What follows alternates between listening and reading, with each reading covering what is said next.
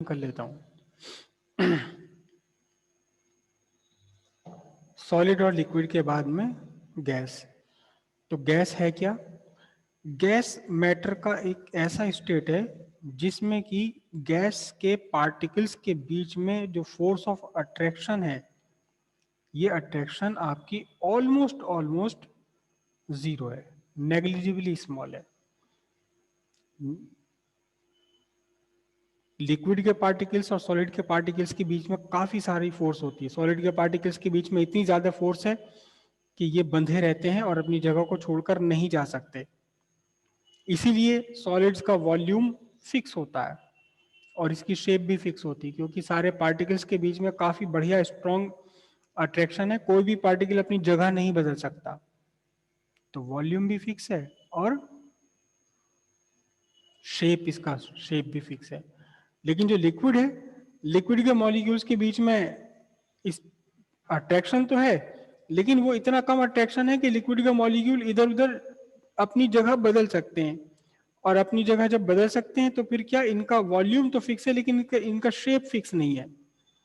आपने लंबी सी ट्यूब में डाल दिया तो उसी के शेप में आ गई, बड़े बर्तन में डाल दिया तो उसी शेप में आ गया लिक्विड का मॉलिक्यूल। लेकिन गैस में मॉलिक्यूल्स या एटम जो भी हैं, पार्टिकल्स, चाहे वो एटम हो या मॉलिक्यूल्स हो, इनके बीच में almost almost zero attraction force है तो अट्रैक्शन लेकिन बहुत कम है, नेग्लिजिबली स्मॉल है।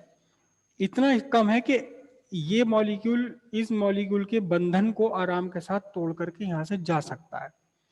क्योंकि जा सकता है तो इसके लिए इनका ना तो वॉल्यूम फिक्स है और ना इनका शेप फिक्स होता है। जिस चीज में रखोगे उसी का वॉल्यूम ले लेंगे, उसी का शेप भी अटेन कर लेंगी गैसेस। अब कुछ लॉज होते हैं जो गैस फॉलो करते हैं, जिन्हें हम कहते हैं क्या, गैस लॉज। तो गैस लॉज क्या है?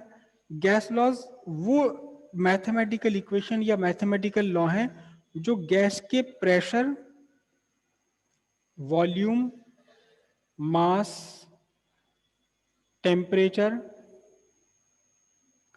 डेंसिटी या और भी कई सारे पैरामीटर्स होते हैं, हाँ, नंबर ऑफ मोल्स होता है या एंट्रोपी होती है, जो इन सब में आपस में या इनमें से किसी दो के आपस में रिलेशन रिप्रेजेंट करे, उसे हम बोलेंगे गैस लॉ। ठीक है? जैसे कि बॉयल्स लॉ, सिंपल सा बॉयल्स लॉ है, pressure into volume is equal to क्या है, कांस्टेंट है। तो ये एक रिलेशन हो गया गैस के प्रेशर और गैस वॉल्यूम के बीच का रिलेशन, इसलिए हम इसको क्या बोलेंगे, गैस लॉ बोलेंगे। जिस साइंटिस्ट ने दिया था, जो लॉ दिया था, उन्हीं के नाम पर उनका लॉ रख दिया गया, Boyle's law, Charles law, Avogadro law, Gay Lussac's law वगैरह, ये सारे गैस लॉज हो गए। ठीक है? अब गैस, हम जो कंसेप्ट पढ़ते हैं गैस का, वो दो तरह की गैसेस पढ़ेंगे। पहले हम पढ़ेंगे आइडियल गैस, आइडियल गैस, और फिर उसके बाद हम पढ़ेंगे रियल गैस। तो अब रियल गैस पहले समझ लेते हैं कि आइडियल गैस और रियल गैस है क्या। रियल गैस क्या होता है? बॉयल ने क्या कहा? बॉयल ने कहा कि अगर किसी गैस के ऊपर आप प्रेशर दुगना कर दें, देखो ये एक सिलेंडर है और इसके अंदर लगा हुआ ये पिस्टन है, और सिलेंडर, पिस्टन, ये और कुछ भी नहीं है, और कुछ भी नहीं है, जो आपकी इंजेक्शन सिरिंज होती है, इंजेक्शन सिरिंज होती है ऐसी ये, और इसके अंदर ये चलने वाला पिस्टन होता है। बस ये एक बहुत बढ़िया सिस्टम पिस्टन सिलेंडर है। ये क्या करो, इसकी नोक बंद कर दो आगे से ही। ठीक है? तो जब भी हम बात करेंगे सिलेंडर पिस्टन की, तो आप माइंड में रखिए क्या है, ये इंजेक्शन सिरिंज है जिसे आगे से बंद कर दिया गया। तो उन्होंने कहा, बॉयल्स ने कहा कि ये इसमें आपने गैस ले ली, यहाँ एक गैस ले ली आप, जिसका वॉल्यूम वी है, और इसके ऊपर आपने यहाँ पिस्टन के ऊपर थोड़े से वो रख दिए, वेट, बांट रख दिए, इसके ऊपर पत्थर रख दिए, कुछ भी रख दिया, ये इसका वॉल्यूम वी। उसके बाद आप क्या कहा, बॉयल ने कहा कि अगर इस प्रेशर को दुगना कर दोगे आप, प्रेशर को अगर किसी भी तरह से दुगना कर दोगे, तो ये क्या होगा, ये पिस्टन चला जाएगा अंदर अपने आप। जब इसके ऊपर दबाव ज्यादा पड़ेगा, प्रेशर ज्यादा पड़ेगा, तो पिस्टन क्या होगा, पिस्टन अंदर की तरफ खिसक जाएगा। इसके ऊपर आपने दुगना कर दिया प्रेशर, मतलब जहां एक बाट रखा हुआ था, बाट समझ रहे हो, बाट, वेट, जहां एक वेट रखा हुआ था इसके ऊपर दो वेट आपने रख दिए। मतलब पहले तो प्रेशर डाल रखा था आपने यहाँ कितना, पी, अब प्रेशर कितना डाल दिया आपने, अब आपने प्रेशर कर दिया 2p। तो क्या होना चाहिए, बॉयल ने कहा कि जो वॉल्यूम है ये v/2 हो जाएगा, जितना पहले था उससे आधा हो जाएगा। अब सही है, बॉयल ने कहा तो ठीक है भाई, बॉयल ने कुछ सोच समझ के कहा होगा, कुछ एक्सपेरिमेंट करके कहा होगा, ठीक है।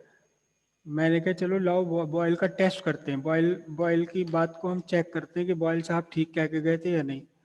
मैंने इसके अंदर भर ली हाइड्रोजन। क्या भर ली, हाइड्रोजन। तो मुझे लगा हाँ भाई हाँ आप सही कह रहे थे, प्रेशर दुगना करके वॉल्यूम कितना रह गया, आधा रह गया। बॉयल की बात सही थी अपनी जगह।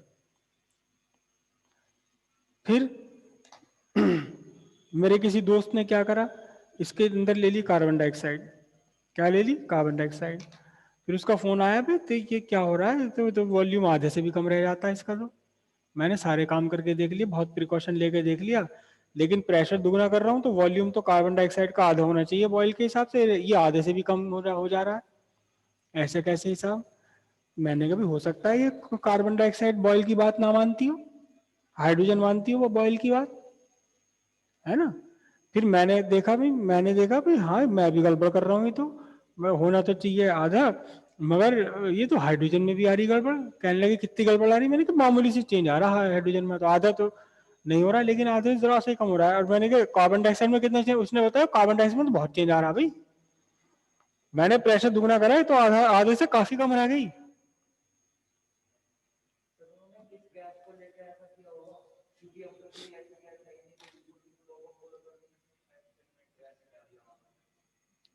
समझ लो पहले जरा। तो फिर हमने कंक्लूजन ये निकाला भाई जो हाइड्रोजन है ये तो बॉयल की बात काफी हद तक मान लेती है, और कार्बन डाइऑक्साइड तो बिल्कुल नहीं मान रही। इसको रहना चाहिए था आधे से कम, लेकिन ये आधा रहना चाहिए था, ये आधे से भी कम हो ही जा रही है। फिर कोई और गैस ली, मीथेन ली, पता लगा वो नहीं मान रही बॉयल की बात। अच्छा, जब प्रिकॉशन लेकर बहुत ध्यान से करा गया तो पता ये लगा कि हाइड्रोजन भी पूरी तरह से नहीं मान रही उसकी बात, काफी हद तक बात मान रही है। v/2 रह गया वॉल्यूम, लेकिन अगर बहुत प्रिकॉशन से वॉल्यूम को नापा जाए तो पता लगेगा v/2 नहीं है, इससे थोड़ा सा मामूली सा कम हो गया। तो ये वाली गैसेस जो हैं, हर एक गैस बॉयल की चार्ल्स की या जो एवोगैड्रो है उनकी बात नहीं मानेगी, उन लॉज को फॉलो नहीं करते। तो ये गैसेस हैं रियल गैसेस, समझिए बात।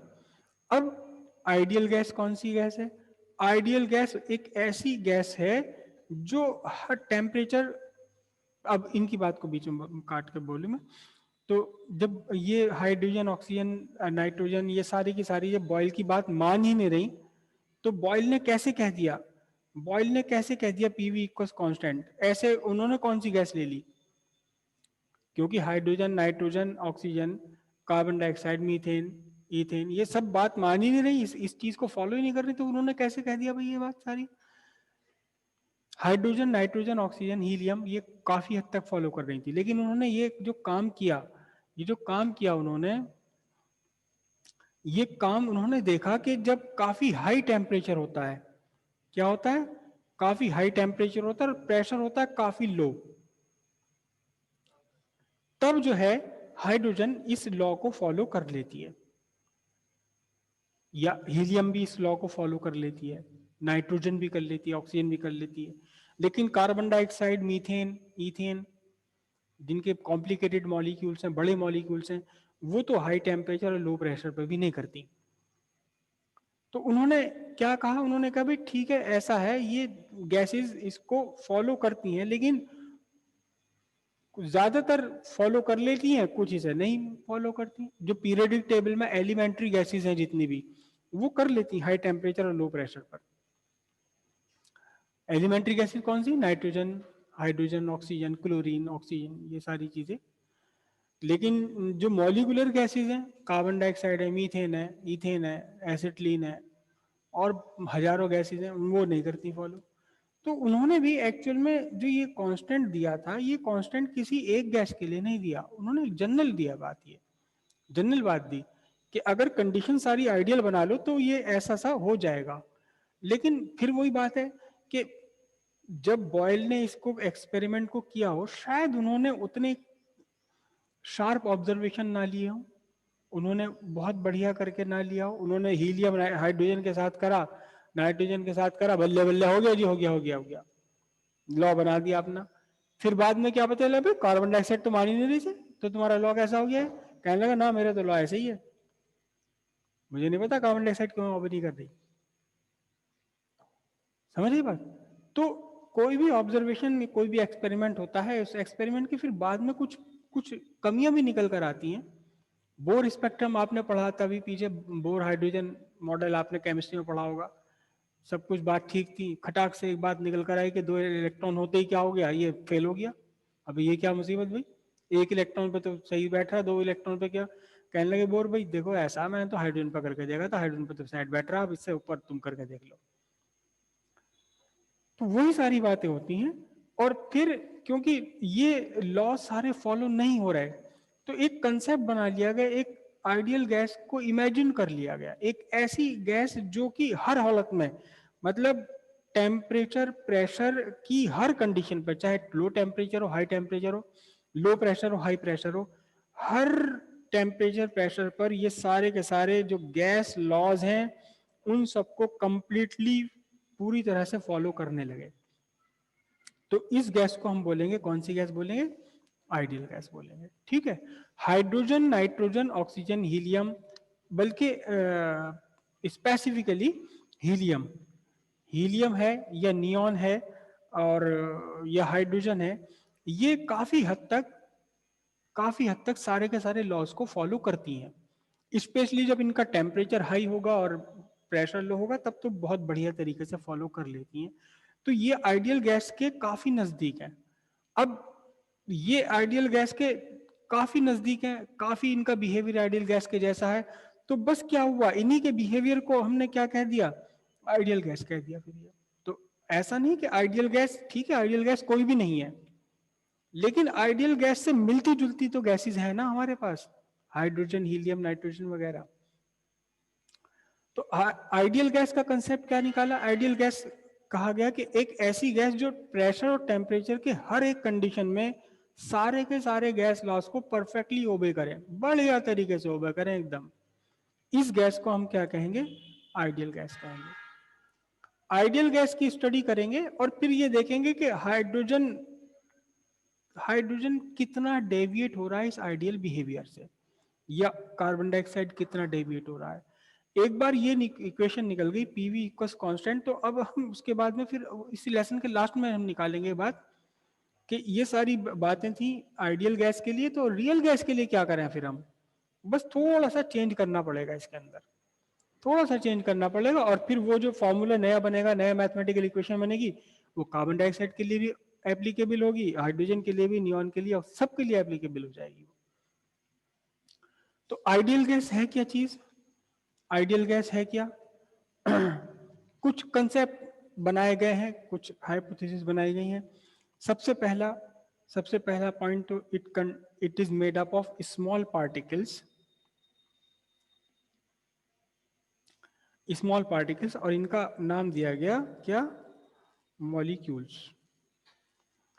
मॉलिक्यूल्स सिंगल एटम के भी हो सकते हैं, सिंगल एटम की भी हो सकते हैं, जैसे कि आपकी नोबल गैसेज है, हीलियम, नियॉन, आर्गन वगैरह, इनका एटम ही मॉलिक्यूल की तरह बिहेव करता है। या फिर ये आपके मल्टीपल एटम से भी हो सकते हैं, मल्टीपल एटम से भी हो सकते हैं, जैसे कि हाइड्रोजन, हाइड्रोजन के 2 एटम मिलकर के एक मॉलिक्यूल बनता है, ऑक्सीजन के 2 एटम मिलकर एक मॉलिक्यूल बनता है, कार्बन का 1 एटम और ऑक्सीजन के 2 एटम मिलकर के एक मॉलिक्यूल बन जाता है, किसका? कार्बन डाइऑक्साइड का एक मॉलिक्यूल। तो एनीवे हम कहेंगे कि मॉलिक्यूलर है, स्मॉल पार्टिकल्स हैं जिनका नाम दिया गया मॉलिक्यूल। अब वो मॉलिक्यूल किससे मिलकर के बने हैं, ये बात की बात है। सेकंड कंसेप्ट जो आइडियल गैस का बनाया गया है, सेकंड कंसेप्ट ये बनाया गया है कि जो मॉलिक्यूल्स के बीच का कोलिजन है, जो मॉलिक्यूल्स हैं ये फिक्स नहीं है, ये अपनी जगह रुके हुए नहीं है, बल्कि क्या है, लगातार रैंडम मोशन में बने हुए हैं, लगातार रैंडम मोशन में बने हुए हैं। कोई इधर चल रहा है, कोई इधर चल रहा है, कोई ऐसे चल रहा है, कोई वैसे चल रहा है, कोई यहाँ चल रहा है, कोई इधर चल रहा है, कोई ऐसे चल रहा है। और जब इनका रैंडम मोशन होता है तो फिर ये अपने इस रैंडम मोशन में क्या करते हैं, कोलिजन करते हैं, टकराने लगते हैं। और इनके बीच का जो कोलिजन है, इनके बीच का जो कोलिजन है, दो मॉलिक्यूल्स के बीच का कोलिजन, ये कैसा कोलिजन है, ये परफेक्टली इलास्टिक कोलिजन है, परफेक्टली इलास्टिक कोलिजन है ये। मतलब जब दो मॉलिक्यूल आपस में टकराते हैं ना, तो उनकी काइनेटिक एनर्जी में कोई लॉस होता है और ना ही उनके मोमेंटम में कोई चेंज आता है। Total momentum, total kinetic energy constant बनी रहती है। तो हमने क्या कहा, सेकंड कंसेप्ट निकल कर आया कि कोलिजन परफेक्टली इलास्टिक है। उसके बाद क्या, कि जो गैस के मॉलिक्यूल का साइज है वो जीरो है। आइडियल गैस के लिए मॉलिक्यूल का साइज कैसा है, जीरो। मतलब क्या हुआ, इससे इससे फायदा क्या हुआ, इस जीरो कंसेप्ट लेने से फायदा क्या हुआ, इस जीरो कंसेप्ट लेने से फायदा ये हुआ कि अगर गैस के मॉलिक्यूल हैं इस कंटेनर के अंदर, मैंने कहा कि 50 मॉलिक्यूल है, 50 मॉलिक्यूल है, इसका साइज जीरो है, मतलब इसने कुछ भी जगह नहीं घेरी। हालांकि रियल गैस में ऐसा होना संभव नहीं है, लेकिन आइडियल गैस में हम कह रहे हैं कि इसका, इस मॉलिक्यूल का अपना साइज जीरो है, इसने कुछ भी वॉल्यूम ऑक्युपाई नहीं करा, ना इसने कोई वॉल्यूम ऑक्युपाई करा, ना इसने करा। तो अब ये वाला जो मॉलिक्यूल है, इस मॉलिक्यूल को घूमने फिरने के लिए कितनी जगह अवेलेबल है, पूरी की पूरा जितना भी गैस का वॉल्यूम है वो पूरा वॉल्यूम अवेलेबल है इस मॉलिक्यूल को घूमने फिरने के लिए। समझ रहे बात, क्योंकि ना तो इसने कोई वॉल्यूम घेरा, ना इसने अपनी कोई जगह घेरी, ना इसने जगह घेरी, ना इसने जगह घेरी। आप इमेजिन ये कर लो कि जैसे यहाँ हॉल में, यहाँ इस टाइम 24 सीट लगी हुई हैं, 24 सीट हैं, तो पहला जो बच्चा आया उसको कितनी सीट पर बैठने के लिए उसकी सीट अवेलेबल है, पूरी 24 की 24 अवेलेबल है। अब एक आकर के यहाँ बैठ गया, दूसरा आया तो अब उसको 24 अवेलेबल नहीं है, अब उसको कितने अवेलेबल है, 23। बस आइडियल गैस के कंसेप्ट में यह है कि इसके ऊपर आके बैठ भी गया मॉलिक्यूल और फिर भी ये सीट खाली है। अब अगले मॉलिक्यूल को भी कितनी जगह अवेलेबल है, पूरे के पूरे वॉल्यूम अवेलेबल है। हालांकि मूर्खता की बातें हैं, ऐसे कैसे हो जाएगा भाई, है ना। जो जो मटेरियल पार्टिकल है वो तो कोई ना कोई तो वॉल्यूम घेरेगा, कोई मटेरियल पार्टिकल है तो कुछ ना कुछ तो इसमें इसका वॉल्यूम। गैस मॉलिक्यूल्स के बीच का जो कोलिजन है वो परफेक्टली इलास्टिक तो नहीं है, 100% इलास्टिक नहीं है, लेकिन काफी हद तक उसमें इलास्टिसिटी, उसका कोफिशिएंट ऑफ रेस्टिट्यूशन 1 के लगभग बराबर ही है, 1 के लगभग बराबर ही है। हाँ जी, उसके बाद में फोर्थ कंसेप्ट इसका कहा गया, क्या कहा गया, फोर्थ कंसेप्ट इसका कहा गया कि वो लगातार रैंडम मोशन में है और रैंडम मोशन में एक दूसरे के साथ टकराते भी हैं, लेकिन एक टक्कर से दूसरे टक्कर के बीच का जो मोशन है ये बिल्कुल कैसा, स्ट्रेट लाइन मोशन है। एक टक्कर से दूसरे टक्कर, एक मॉलिक्यूल से टकराया, ये एक से यहाँ टकराया, फिर अगली बार यहाँ टकराएगा जाकर, तो एक टक्कर से दूसरे टक्कर के बीच का जो मोशन है वो बिल्कुल सीधा स्ट्रेट लाइन मोशन है। यहाँ पर कोई भी इसमें मोमेंटम में, वेलोसिटी में, डायरेक्शन में, मैग्नीट्यूड में कोई भी चेंज नहीं आएगा टकराने के बीच में, ठीक है। और इस टक्कर के कारण क्या होता है, इस टक्कर के कारण इन मॉलिक्यूल्स का अपना जो मोमेंटम है वो चेंज होता रहता है। जैसे ये मॉलिक्यूल यहाँ का टकराया तो इसके मोमेंटम की डायरेक्शन कुछ और थी, मैग्नीट्यूड कुछ और था, टकराने के बाद इसकी डायरेक्शन भी बदल गई मोशन की। भाई मोमेंटम क्या है, मोमेंटम क्या है, मास इनटू वेलोसिटी। मास तो चलो ठीक है नहीं बदल रहा, लेकिन वेलोसिटी की डायरेक्शन और मैग्नीट्यूड अगर बदल गया तो मोमेंटम बदल जाएगा। तो एक बार टकराने के बाद क्या होता है कि इसका मोमेंटम बदल जाता है। क्यों बदल जाता है, कि उसकी वेलोसिटी बदल गई, वेलोसिटी का मैग्नीट्यूड भी हो सकता है बदल गया हो सकता है वेलोसिटी का डायरेक्शन भी बदल गई हो। डायरेक्शन, मैग्नीट्यूड या दोनों में से कोई एक चेंज होता है तो मोमेंटम चेंज हो गया इसका।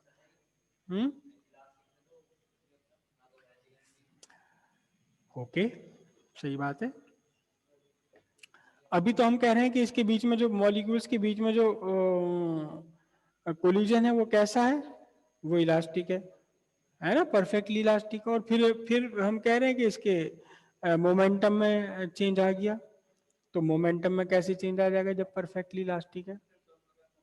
हाँ, अब त्यागी जी ने बात सही बताई है। देखो कि जैसे ये मॉलिक्यूल आके टकराया और फिर टकराने के बाद ये मॉलिक्यूल इधर गया, तो इस मॉलिक्यूल के मोमेंटम में चेंज हो गया, लेकिन कुछ चेंज इस वाले में भी हुआ होगा। इन दोनों का चेंज मिलकर के वही रहेगा जो पहले था, मतलब नेट चेंज जीरो हो जाएगा पूरे के पूरे। अगर दो मॉलिक्यूल टकरा रहे हैं आपके, तो टकराने से पहले इनका जो मोमेंटम था, टकराने के बाद भी इनका वही मोमेंटम रहेगा दोनों का जोड़ करके। इंडिविजुअली दोनों का अलग अलग चेंज हो सकता है।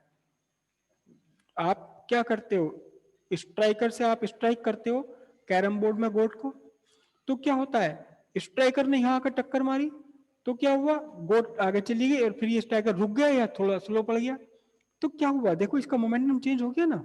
लेकिन जितना इसका मोमेंटम लूज हुआ, उतना ही मोमेंटम आपकी क्वीन ने गेन कर लिया, है ना। अगर आप इसका दोनों का मोमेंटम निकालोगे टक्कर के बाद और टक्कर से पहले, तो वही का वही रहेगा। तो मोमेंटम में चेंज नहीं होता, इंडिविजुअल पार्टिकल के मोमेंटम में चेंज हो जाएगा, लेकिन दोनों पार्टिकल के मोमेंटम में चेंज नहीं होगा। तो हम क्या कहेंगे, एक ही पार्टिकल को आप देखते रहो, एक ही मॉलिक्यूल को देखते रहो, तो जब भी टकराएगा, जब भी ये टकराएगा किसी मॉलिक्यूल के साथ, तब इसका मॉलिक्यूल का खुद का इसका अपना इंडिविजुअल मोमेंटम में चेंज आता चला जाएगा। चाहे ये मॉलिक्यूल दूसरे मॉलिक्यूल से टकराए, या फिर ऐसा भी हो सकता है कि जिस कंटेनर के अंदर इसने को आपने बंद कर रखा है, उस कंटेनर की दीवार से जाके टकराए, तो भी इसके मोमेंटम में चेंज आ जाएगा। लेकिन अगर momentum, change in momentum of molecule plus change in momentum of wall अगर आप फाइंड करोगे, तो वो नेट जीरो आएगा, दोनों के मोमेंटम का चेंज का सम जीरो निकल कर आएगा। ठीक है, अगला इसका कंसेप्ट क्या है,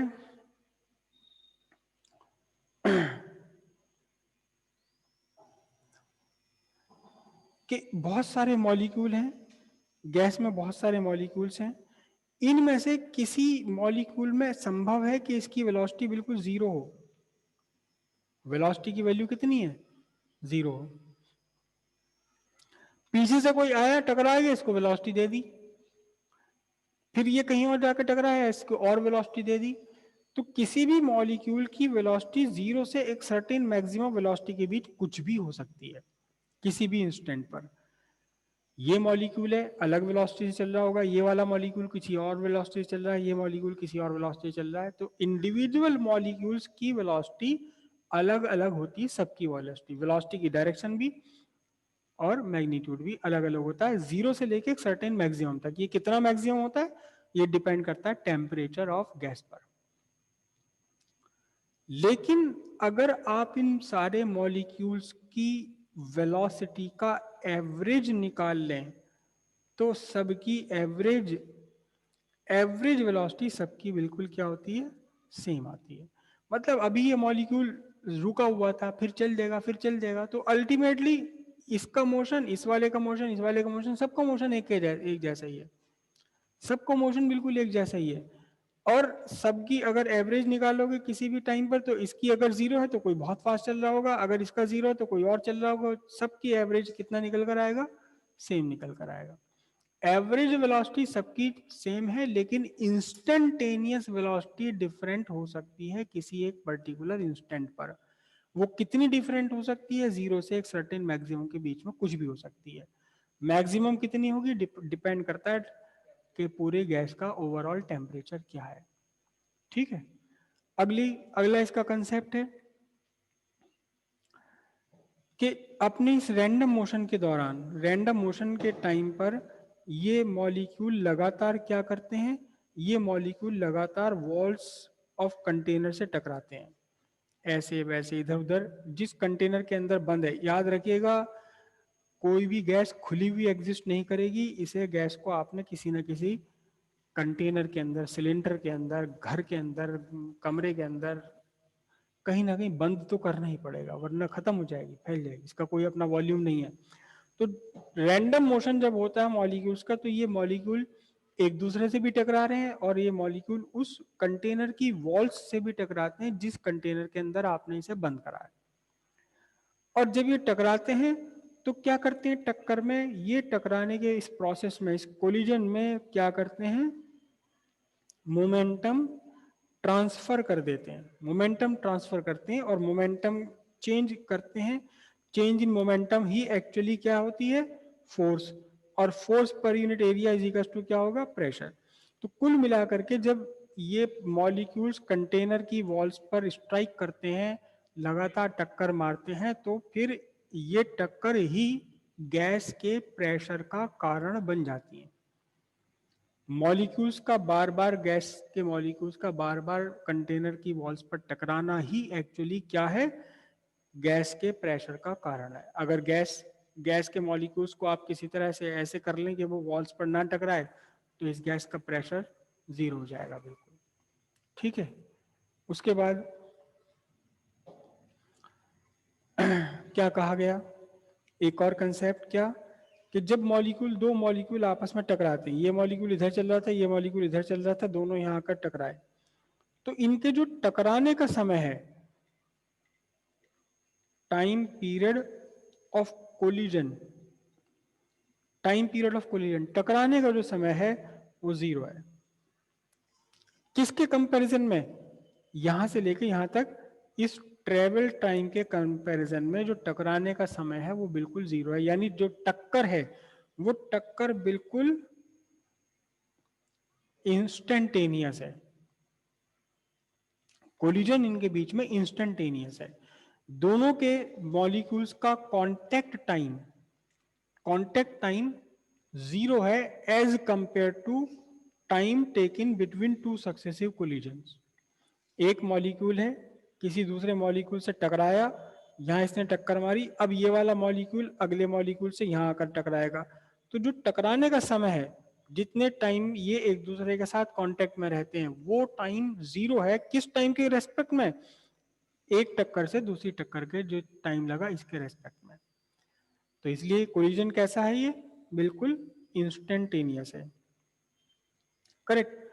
अगला कंसेप्ट क्या है, कि अगले कंसेप्ट ये है कि इसका जो मास है वो 0 है। हालांकि रियल गैस में ऐसा नहीं हो सकता, लेकिन आइडियल गैस का मास 0 है। अब जब मास 0 है तो इसका मतलब इस पर ग्रेविटी का कोई इफेक्ट होगा, ग्रेविटी की कोई फोर्स लगेगी, कोई फोर्स नहीं लगेगी। भाई ग्रेविटी की फोर्स, वेट कितना होता है, वेट होता है आपका mg, जब मास ही नहीं है किसी बॉडी के अंदर। भूत जो है वो बिना किसी इंजन के, बिना किसी एरोप्लेन के या बिना किसी डिवाइस के क्या होता है, हवा में उड़ता फिरता है। ऐसे ही भूत है, हवा में उड़ता फिरता है, नहीं है ना।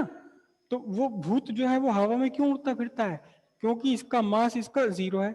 जब इसका मास 0 है तो ग्रेविटी से नीचे खींच ही नहीं सकती, इसकी मर्जी, चाहे जहां चले जाओ, पेड़ पे जाकर टंग जाओ, नीचे आ जाओ, ऊपर चले जाओ, बिना किसी एनर्जी के खर्च करे हुए। तो ऐसे ही कहा गया कि जो ये जो मॉलिक्यूल है, ये भूतिया मॉलिक्यूल है। ये कौन से मॉलिक्यूल, आइडियल गैस के जो मॉलिक्यूल है भूतिया मॉलिक्यूल है। इनके तो मास है ही नहीं। जब इनका मास नहीं है तो ग्रेविटी का कोई इफेक्ट नहीं होगा। अब इससे क्या क्या क्या फायदा हुआ, इसे ये कंसेप्ट क्यों लिया गया, देखो ध्यान से। आपने एक कंटेनर के अंदर गैस बंद कर ली, आपने कंटेनर के अंदर क्या कर ली, गैस बंद कर ली है। यहाँ पर प्रेशर कुकर है, सपोज आपने प्रेशर कुकर के अंदर गैस भर कर ली। अगर गैस के मॉलिक्यूल का भार हुआ अपना, इनका अपना वेट हुआ, तो क्या होगा, नीचे बैठ जाएंगे सारे, सारे नीचे बैठ जाएंगे ना, ग्रेविटी के इफेक्ट से नीचे बैठ जाएंगे मॉलिक्यूल। लेकिन हम क्या कह रहे हैं कि आइडियल गैस है, आइडियल गैस के मॉलिक्यूल का अपना मास 0 है, तो फिर नीचे बैठेंगे नहीं। इसका मतलब जो भी आपका कंटेनर है, उस कंटेनर में मॉलिक्यूल्स का डिस्ट्रीब्यूशन, ये डिस्ट्रीब्यूशन कैसा होगा, यूनिफॉर्म होगा। और जब डिस्ट्रीब्यूशन यूनिफॉर्म है तो इसकी डेंसिटी डेंसिटी हर जगह एक जैसी होगी, हर जगह डेंसिटी कैसी होगी, एक जैसी होगी। समझ रहे इतनी बात। ऐसा नहीं होगा कि जैसे हम कमरे में बैठे हैं तो कमरे की फर्श के आसपास मॉलिक्यूल ज्यादा है ऑक्सीजन नाइट्रोजन के, और छत के आसपास मॉलिक्यूल कम है। हालांकि रियल गैस में ऐसा नहीं होता। और रियल गैस में आप जानते हैं अच्छी तरह कि अगर आप माउंट एवरेस्ट पे जाके खड़े हो जाएं, जिसकी ऊंचाई 8,800 कितनी 48 मीटर है, तो यहाँ आपको सांस लेने में दिक्कत होगी। क्यों, क्योंकि वहां ऑक्सीजन मॉलिक्यूल कम है, यहाँ ऑक्सीजन मॉलिक्यूल ज्यादा है इसकी तली में। तो क्यों, क्योंकि वो उनमें सारे ऑक्सीजन मॉलिक्यूल में मास है, और जब मास है तो वो कहाँ बैठ गए, नीचे की तरफ बैठे हुए सारे के सारे, और ऊपर जाए तो ऊपर दूर दूर है, यहाँ पर छितरे हुए, डेंसिटी यहाँ कम है, तो इसलिए सांस लेने प्रॉब्लम होती है, उतनी ऑक्सीजन नहीं जाती सांस में जितनी ऑक्सीजन यहाँ जाती है। लेकिन आइडियल गैस के केस में हम क्या कह रहे हैं, आइडियल गैस के केस में हम ये कह रहे हैं कि गैस के मॉलिक्यूल्स का मास नहीं है, तो वो नीचे तली में नहीं बैठेंगे, तली में नहीं बैठेंगे तो हर जगह डिस्ट्रीब्यूशन सेम रहेगा, और हर तरफ क्या होगा, हर जगह पर डेंसिटी मॉलिक्यूल्स की, गैस की डेंसिटी यूनिफॉर्म बनी रहेगी। बात आई इतनी समझ। इसके बाद ये तो आपको मैंने बता ही दिया था कि दो मॉलिक्यूल्स हैं, मॉलिक्यूल्स टक्कर के बीच में, देखो मैं एक ही मॉलिक्यूल को लेकर चलता हूं, एक मॉलिक्यूल पहले यहां टकराया, इससे के बाद ये मॉलिक्यूल यहां टकराया, अगले बार ये मॉलिक्यूल यहां टकराया, फिर अगली बार ये मॉलिक्यूल यहां टकराया, फिर ये मॉलिक्यूल किसी और से जाके टकराया, यहां पर जाके टकराया। तो दो टक्करों के बीच में इसके बीच का जो रास्ता है वो बिल्कुल एक स्ट्रेट लाइन होती है, ठीक है। और ये जो रास्ता है, ये रास्ता एक सा नहीं होता, कभी तो काफी डिस्टेंस के बाद किसी दूसरे से टकराएगा, कभी ऐसा होगा बिल्कुल छोटे से डिस्टेंस के बाद दूसरे मॉलिक्यूल से टकरा जाएगा ये, ठीक है। इसे हम बोलते हैं, इसको हम बोलेंगे लाइन, इसको हम बोलेंगे फ्री पाथ। ये जो फ्री पाथ है ये एक जैसा नहीं है, कभी तो ज्यादा टाइम लगता है इसको टक्करों के बीच में, ज्यादा डिस्टेंस चलने को मिल जाता है, और कभी बहुत जल्दी किसी दूसरे से टकरा जाता है और बहुत कम डिस्टेंस से चलना पड़ता है। मेला है तो एक, अब मेले में आप घूम रहे हो तो हो सकता है 10 कदम तक भी आपके सामने कोई ना अड़े, या हो सकता है 2 कदम अड़ते ही चलते ही आपके चल अड़ जाए कोई। तो इस तरह ही तो मॉलिक्यूल मेले में घूम रहा है, कभी ज्यादा डिस्टेंस चल के टकराता है किसी से, कभी कम डिस्टेंस पर ही टकरा जाता है, लेकिन कंटिन्यूअसली दो कंटिन्यूअस टक्करों के बीच में इसका जो पाथ है वो बिल्कुल स्ट्रेट लाइन पाथ होता है। मुड़ेगा कब ये, अपने रास्ते से भटकेगा तब, अपने रास्ते से मुड़ेगा तब जब ये किसी दूसरे मॉलिक्यूल के साथ में टकराएगा, टकराने से पहले ये मुड़ेगा नहीं कहीं भी। यहां तक कितनी बात क्लियर हुई। आज मैं आपको इसके वो भेज दूंगा नोट्स।